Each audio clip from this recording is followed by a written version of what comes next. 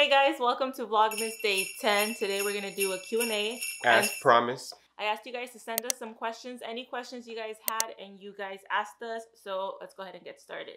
For the first question, BLC comment. Hi, I've been commenting for a while now. Thank you. Your family is amazing. Me and my husband are parents to 7, some kids and some adults. My 6-year-old Cruz has autism and is nonverbal. At what point did Christian stop the screaming tantrums? Can you tell if he is having tantrum or meltdowns? His big sister is the best. She reminds me of my daughter, just a kind-hearted little girl. You guys have the best Christmas. Thank you. Before we answer the question, what is the difference between a meltdown and a tantrum? A tantrum is engaging in certain behaviors to get something in return. So whether it's like crying to leave a place or crying and falling to the floor to get access to a toy, yelling and kicking to like not do something. So he's just to trying to get their way. Mm-hmm. Yeah, okay. Yeah, and if the behavior stops once they get their way, that's a tantrum, because they did this and they got this. Okay, so they were hoping to get their way, and if it's not going their way, they just okay. And what's a meltdown? I think for me, or from what I understand, a meltdown is something where you're overwhelmed, maybe a sensory what is it? Sensory overload? Yeah, maybe you got sensory overload. Maybe there's something going on internally where like so many things have happened that is like triggering you to the point where now like you're kind of shutting down, maybe it's an aversion to certain things, but at that point it's like you're a little bit out of control where your body just reacts naturally to the stressor and you can't calm down or soothe yourself because you're already past that limit. So even if you get what you were crying about before, or even if you get a really preferred thing, like at that point, like nothing will stop it, like that's when I think it's not a tantrum. So honestly, for me and for Christian, what I've seen is like just an overwhelming emotion, like it's just an overwhelming emotion triggers an out-of-body experience in a way, Yeah. I don't think Christian, well, no, if I think back, he did have more of a screaming, small tantrums when he wouldn't get his way. Like, remember when I always think back to whenever I would try to feed him different foods like chili burgers, if I wouldn't give him the fries and would try to feed him like that, he would get really mad and like yell out. Do you remember? He would like do like the random screams. And meltdowns, he really only gets it when he is in pain. Like if he's in that like growing pains, excruciating pain, like it's like to the point where his body doesn't know how to react, so he just kind of like loses control of his reactions, of like he just like runs around the house crying or like twisting his legs. So I would say the main way that we can tell the difference between tantrums and meltdowns is if giving him something or getting something would stop the crying or the behavior. So if I give Christian the fry and stop trying to give him to eat something he doesn't want to eat, would that stop the crying? And if it does, it's like a tantrum because he was crying and screaming and doing all these things to get something. And if it's a meltdown, there's pretty much no controlling the situation for him. Like he has lost control. He is overwhelmed. He is distressed. Nothing that I give him at that moment, even if it's like something super preferred, would stop the crying, the behavior. So it's like an overwhelming sensation. So it's more like at that point, I would just try to like calm him, soothe him, give him space, and maybe afterwards try to figure out what I can do to help him in that moment. Like if there's something that I figured out might help him, like weighted blankets, we figured out help him. So now next time weighted blankets would be put on him, or like heating pads. But I think that's the way we kind of tell the difference. And for the most part, he's very mellow, very chill. And we've been blessed that he doesn't give us a hard time with being out in public and like not getting his way kind of thing. Yeah, and he's just overall a good kid. He helps out a lot. I think it go ahead, sorry. He helps out a lot by kind of like controlling his emotions. Yeah, he has a lot of frustration, or what is it?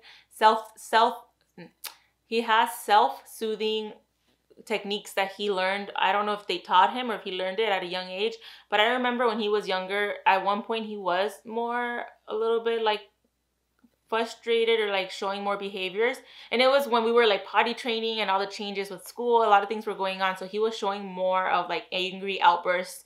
But I think he just like knows, like the sucking thumb, I know that's not a good one, but like he calms himself by sucking his thumb, or when he chews on his chewy, that's him calming himself. Or even if he runs to his room, like that's him being like, I'm done, like I need a moment, you know. Yeah. So teaching those is really, really beneficial too. He does have some bad habits as well. He does bite himself on his hand. Oh yeah, when he gets really frustrated. Yes, and we try to always keep that chewy on him, so we could redirect him to his chewy, something that's a little bit more appropriate.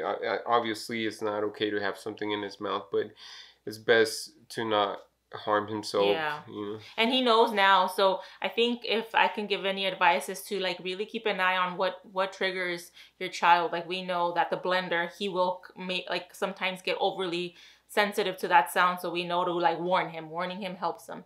When we go to a lot of like crowded places, we know that like just giving him like a tight squeeze sometimes really soothes him, so just figuring those things out. But I think that's the main thing, to figure those two out. Can you, the next question is from Sarah, and it's, can you do more videos of him using his AAC device? So an AAC device is an augmentative or alternative device. So it's pretty much PEX for Christian, and yes, I can definitely do more videos on that. I want to make more like of a natural video, but like a full day of us trying to use it. For one, because it'll help us really use it, because we've mentioned before we struggle with like really using it in the natural way. And two, it's just good for like other parents too, to see how other parents of nonverbal children communicate with their child with like the device.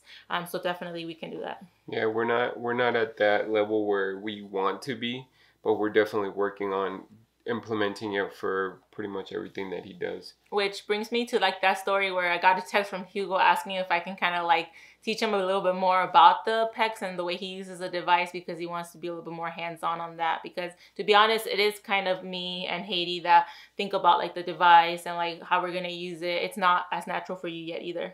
The next question is from Araya. What is Christian's favorite food? I would say his favorite food is, besides banana, which he's not crazy about anymore. He likes them, but he's not crazy about them. His favorite food, I want to say pizza. Pizza?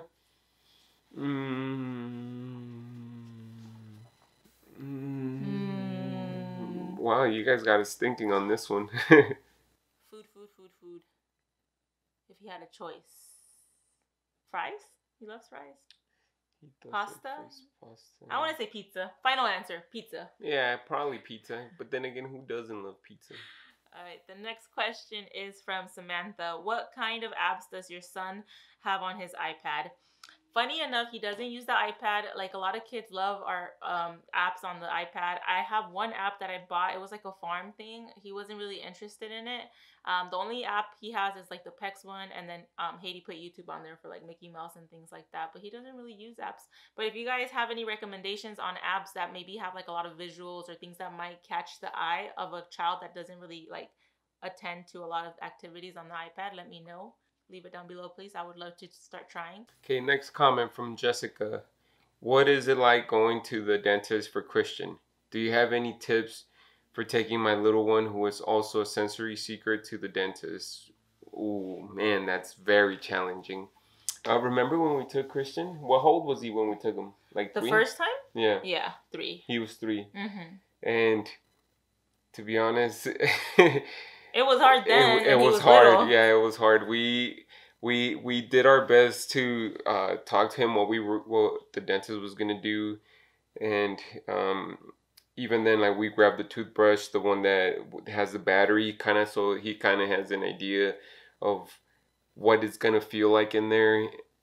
And as much as we tried, at the end of the day, we kind of had to hold him down. Yeah, it was. We kind of had to do like the because when he was little they would do the laying on your lap, so head on your lap, and they would like do a cleaning like that. But now that he's older, they can't do that. So last time we had to go, it was like in a big boy chair. First of all, there's no x-rays. He won't tolerate it, so they kind of have to like do a quick glance to see what they see. And then we still had to hold him down a bit, which sucks because I don't like that to be a traumatic experience when we go to the dentist, because he definitely needs to get used to it. Next time we go, I have a few tricks that I want to try out, and I'll let you guys know. Things that might work is setting the expectation. So like maybe like 2 weeks before your child goes, do a story about it, you know, like put pictures and say what's going to happen. We're going to go into the building, and if they're scared of elevators or stairs, we're going to walk up the stairs, we're going to go in the elevator, you're going to sit down, we're going to like all the pictures and all the visuals and repetition about what's going to happen. I think it'll become less scary because it's like, oh, I've seen these pictures, I've done this before.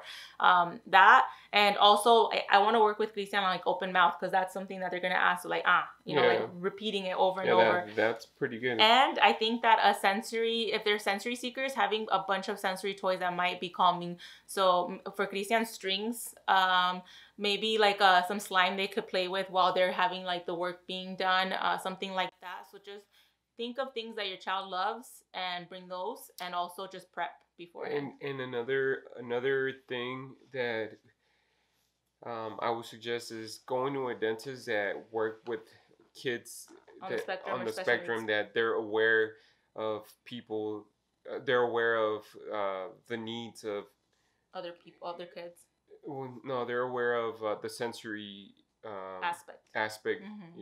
Yeah, because if you go to a dentist that has no idea and they're like, what the heck, like it's not going to be helpful to anybody. But if you go to a place that specializes with, you know, different needs and like meeting other needs and just like not rushing or like caring if there's no x-rays, it just makes it better. Like we really like the dentist that we got. I drive like 30 minutes just because I really like that dentist. Yeah, they're very patient and friendly, and they don't rush anything. So to me, that's probably the best tip I could give, is just go with a dentist that specializes in doing work for people with special needs. Next question is from Colleen. She's asking, why have you not got any sensory lights in Christian's sensory room? That's a good question. Christian's sensory room is not like the way that I want it to be. You know, it's not like when I walk in, there's not like, chill. It's just like, oh, there's so much stuff in here. Like it's kind of cluttered. So we finally got that swing that he loves, and anytime he sees it, he's like, yes. You know, he goes and sits. But if you guys didn't watch my Christmas gift guide, I mentioned that I did get him some of like little like kind of like Christmas lights, but they're dangling. So I think he's gonna like that they dangle. He's gonna like the look of it. So hopefully by the end of December, we have a cool like lit up sensory room going on. So thank you for caring about the lights. And if you have any lights that you suggest, or anyone, please let us know. Or any cool things for sensory rooms that you guys are like, my kid gets mellow whenever he walks in here, or something that's just nice, you know, because we want to hook it up. Let's get some ideas. So Marisol is asking what kinds of foods he likes to eat. Christian is picky, but not picky. It's not, he's not a very picky eater, but he definitely won't eat everything. And he does these things where he'll look at a food and then he's like, he'll smell it. And then like, you can see his face today. He smelled the fish in my mom's house and he was like, it looks like chicken. And then he went like, what is this? You know, and then he like tried to put it. And then once he sniffs it, looks at it, then he puts it on his lip. And then maybe he'll try it, you know? Yeah. So it's a whole process, but he usually, like, he'll have oatmeal, he'll have egg, he eats turkey, he sometimes eats sandwiches, he'll have, like, soups, sometimes he'll have potato soup, sometimes he won't. He eats a variety. He eats chicken, potatoes. Yeah, it all started, at first, he wouldn't eat all that. I think it was just, like, bananas, chicken nuggets, and maybe one other food. I think he tolerated oatmeal for forever already, so there was a handful only. Yeah. But up to this day, he still does not want to try anything that's green. So he does not eat enough vegetables. What we do is, but neither do we. I mean, how many vegetables do we eat? Speak for yourself. I eat my avocado. No, I'm kidding. We eat okay. We do want more greens in him, but he is at least attempting to eat more food, you know? So if you guys have picky eaters, I would just suggest, I'm trying to give like little tips and things that have helped before for me. Hopefully you guys find them useful. I would not force, and I would make sure, I told Hugo too that we need to do this more, exposure. You know, like if we know that he's gonna eat his macaroni, let's add a broccoli. Like maybe he'll just touch it, maybe he'll play with it, maybe he'll do the smell test. But like if he sees it more often, he's not gonna be like, whoa, what is this? You know, it's more like, oh, I've seen this before, and maybe he'll put it in his mouth later on. And to encourage him, I know you did it with trying to introduce new foods. Yeah. How you were the first then. First, okay. You eat the chili burger, then you get your fry. And I'll always remember his little scream. Yeah. And it's so funny now, but I was like, no. Yeah, check out the clip. Yeah, let me roll the clip. Ready? First burger, then French fry, okay? Christian, first take a bite, and then you get a fry. No. All right, hey. No. Take a bite, and then you get your French fry. Come on. Christian, take a bite. Thank you. Now you get a French fry. Thank you.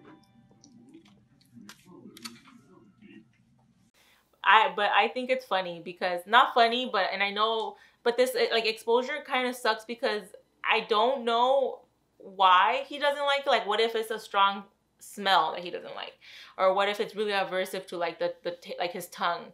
So there are certain things that I try to keep in mind, like, and I don't force it. Maybe when he was younger I did kind of try to force it a little bit more, but now I'm more in the mentality of like, let's just expose it, give it a sniff, like please try it, but I'm not like shoving it in his mouth. I think that makes him more of a, I never want to sit in this table and try these foods ever again, you know? Yeah. Next comment from Stellar Solar. Sorry if I said that wrong. What does your daughter want to be when she grows up? Also, I noticed you all like anime. Are you fans of Hayao Miyazaki? If so, what is your favorite movie of theirs? Have you ever heard of it? No, but I googled it, and it's anime movies that we've seen like 2 or 3. They're like the classic ones that are very like really nicely made and have like a nice story. I know if you see the movie, you'll remember. I want to, like, since you mentioned that, and I see there's like there's a bunch of movies, we should have a little marathon because they look nice and they're kind of like family based, or it's not like horrible. Because you're right, we do like to watch anime, and Haiti is obsessed with anime. She loves anime. But if you guys know anime, you'll know that it's like perfectly good for like family, and then there's like a random scene that it's like, why would you put that scene in there? You know, it makes it hard to watch with your kids sometimes. But we do love anime. So no, we have not seen it, but we'll we've seen one. Oh, we have definitely. No, you've seen it too. We've saw it together. Yeah. Oh, okay. I've seen it. You've seen it. Good. But yeah, we'll have to do more research on that anime. Mm-hmm. For what she wants to be when she grows up, we have asked her. She says she wants to be. She has so many things that she wants to be, and we push it and we encourage her to pursue whatever she wants to be. And she said that she wants to be a teacher. She likes helping kids and just being she just likes being helpful, and I think that she takes on that role because of her brother. Another thing I know, she says she wanted to be an athlete. That one. That's the most recent one she's been saying, an athlete. Yeah. She loves running, so maybe a runner. I just moved it. Yeah. She wants to be an athlete. And I asked her, well, oh, really? What kind of sport would you like to play? She's all like, play? I just want to run. So maybe some track? You know? Yeah. She's funny. She's funny. She's sassy. She's cool. I like her. I love her. I like her. Well, I mean, you're the mom. But I like her. I would hope you do. The next question comes from Aussie Autism Family. Do you get any time to yourself? That's a great question. No, I don't. I'm just kidding.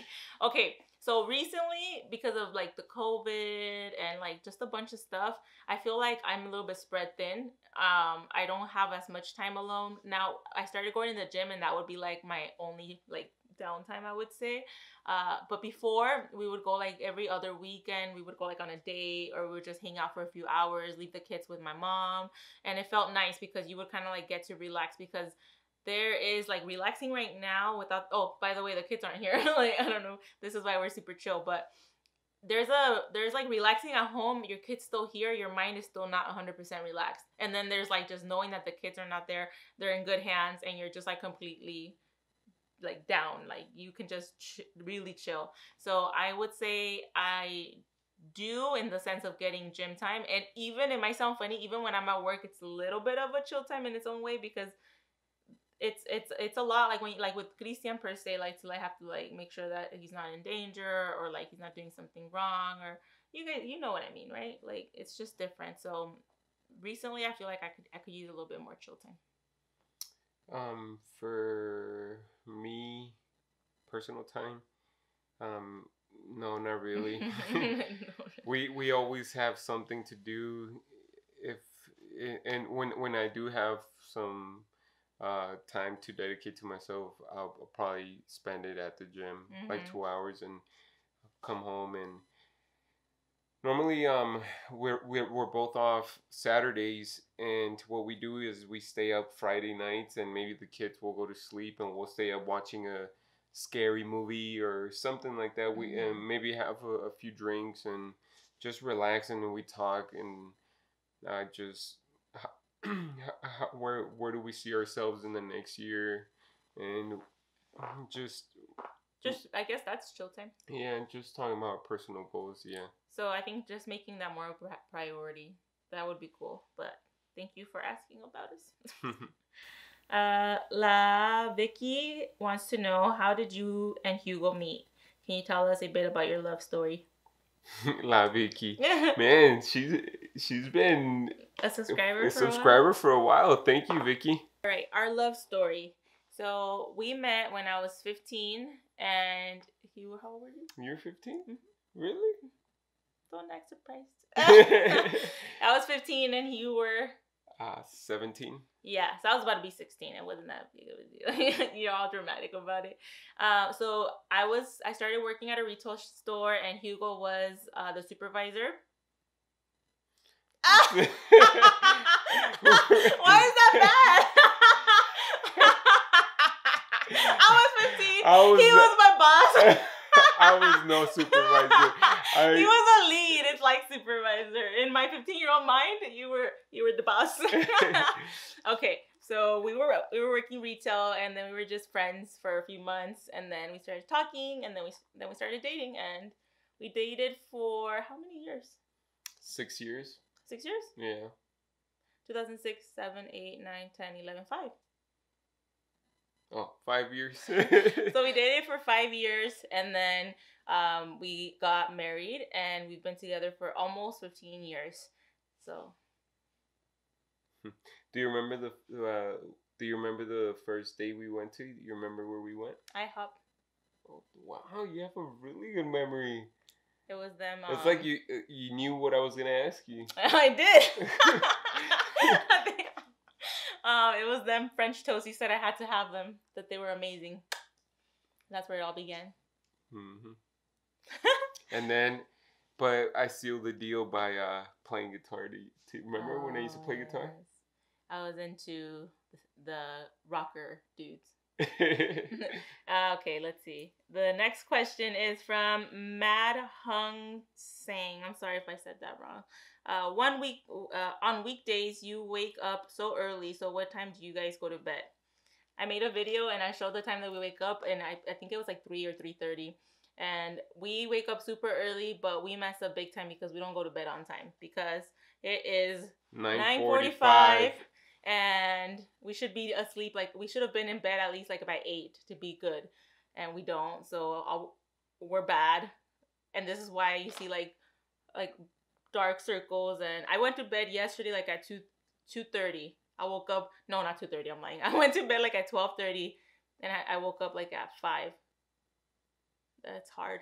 Yeah. So we don't do good. We should be going to bed earlier, but we're not great about it. But usually we're in bed by like 9:30. Yeah, like 9. We'll be in bed by 9. Does Christian interact with Haiti a lot? What's his favorite thing to do? Haiti is such a nice sister to him. Yeah, she really is a nice sister to him. And it's genuine. She just likes being around him.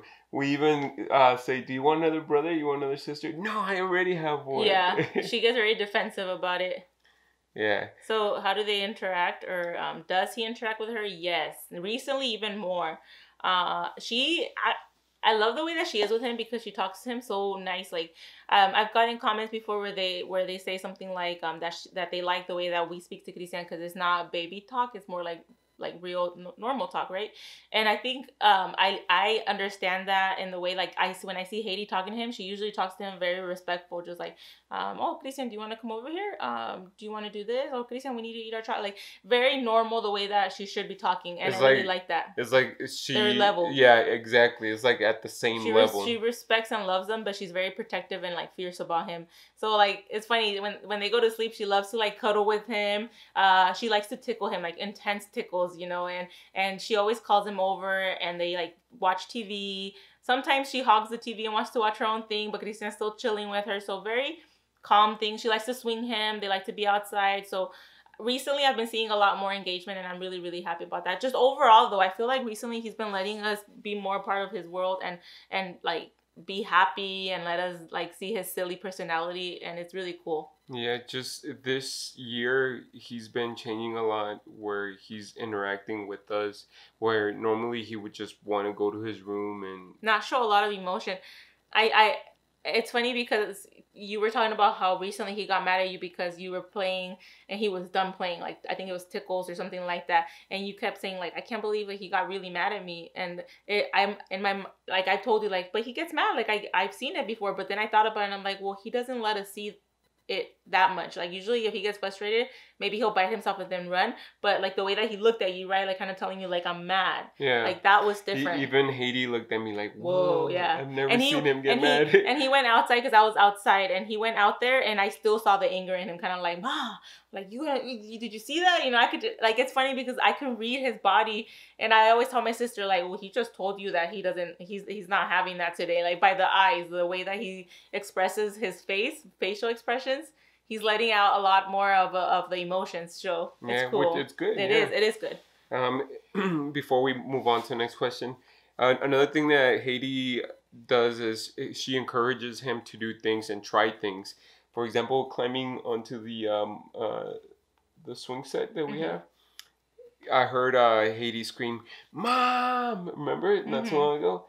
And we all run out there, and she's all like, "Oh, look, I taught him how to climb." And it's like she was like so proud, yeah, genuinely like of super herself happy. and of him. Like, I did that and you did that. Like, check it out, guys. Like, we did that. You know, it was cool. Yeah, pretty cool. The next question is from RV Sal74.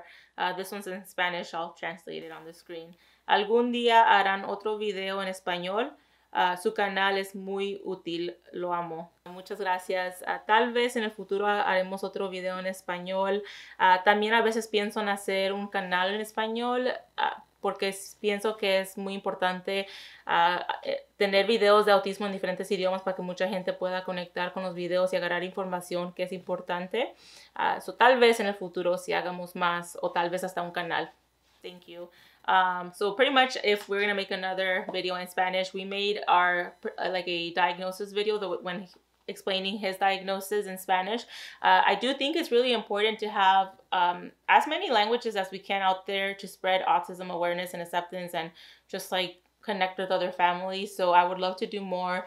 I've always thought about making another channel for our Spanish videos, but it's a lot of work to like have two channels and like be consistent with it. But I might, if you guys feel like, you know, it's something that could be out there that is beneficial, let me know if you guys would be interested in that. If not, I could always just make another random Spanish video. So the last question is a DM that I got. It was a question not for the Q&A, but I think it's important to address here.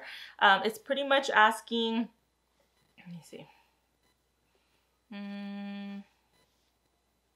They wanted to know how they can make their son stop doing the hand stimming, and at what age Christian stopped doing the hand flapping. That is a tough question because, to be honest, I've never wanted to stop him from like running and hand flapping. The only reason why I'll stop him from hand flapping is if he's doing an activity, a school activity or something where he's supposed to be focusing in it and like it's distracting or it's preventing him from doing it, then we will like ask him to put his hands down, maybe give him something else that would be okay to fidget with, but not like that distracting. But I would honestly tell other parents that if it's not a factor, or like if it's not making their lives harder or preventing them from doing something, I wouldn't force it to stop, because what I've seen is if you stop that, it's like they're trying to regulate their bodies, and if you stop it, they're going to find a different way to do that might be more destructive. So if they were hand flapping and you stop it, they might start head banging, or they might start biting. So if it's okay, I wouldn't personally. I know everybody's different, and it's as long as they're, you know, safe, it's your choice. But I don't have something to tell you, because I've never stopped it, and I don't want to stop it, you know. And he still does it, Christian. That's another part of the question. He's done it since he was little, and he still does it. And we don't stop him because he needs it to soothe himself. Yeah, to soothe himself, and he's not hurting no one. He's not hurting himself.